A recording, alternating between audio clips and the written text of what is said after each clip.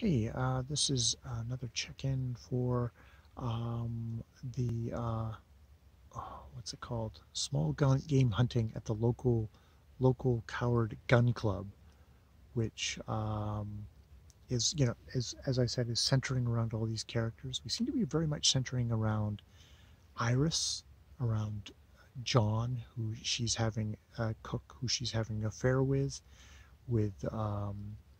the Hazel, which is owned by George,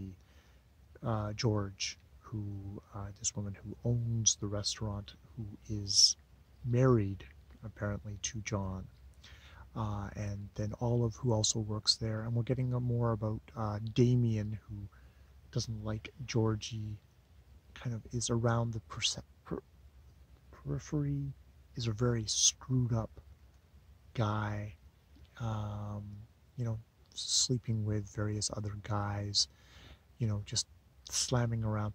It's what do I have to say about it? I don't know. There's a bit of that. I don't know if it's not even a love triangle.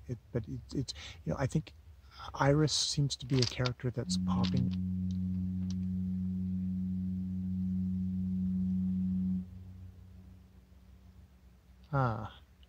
Well, appropriate on this coast. The foghorn going off in the middle of my review, my chat about a Newfoundland novel.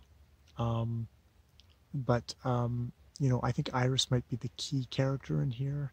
She is someone who, while her parents were fighting, she was like using her coloring book and her mother would sit down with her with a color book and she would use kind of darker colors. And she's like, "Why are you using darker colors? I want brighter colors."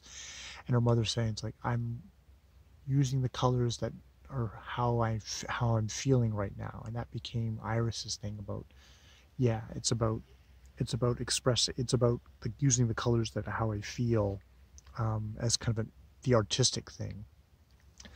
And I mean, she was really into art. She was going to be like, go away and be an artist.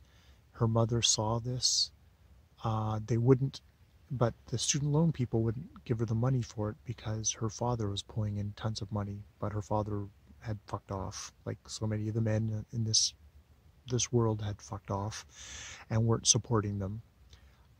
And mother said, "Okay, fine. I'm going to completely put the hammer down on him and force him to pay your for art school."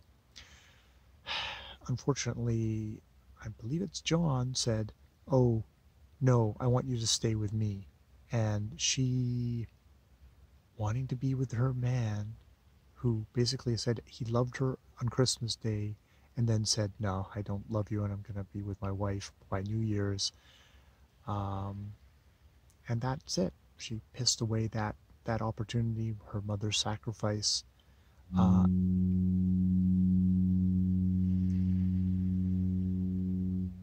and you know, that's where she's living at the moment, and she's really pissed off. She's pissed off a lot of the time. She's incandescently pissed off. I mean, I think that's part of what John both fears about her and loves about her.